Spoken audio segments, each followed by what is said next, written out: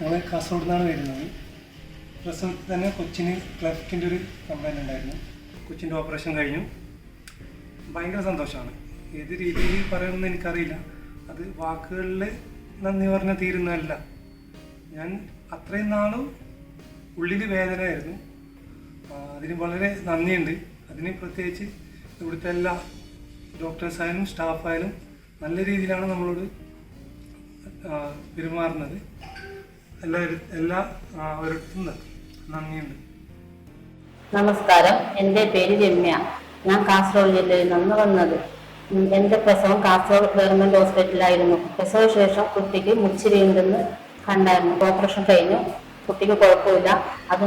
പിന്നെ അതിനു മുമ്പ് കുട്ടിക്ക് പാല് കുടിക്കാൻ ഇച്ചിരി ബുദ്ധിമുട്ടായിരുന്നു. ഇപ്പോൾ പ്രശ്നമില്ല.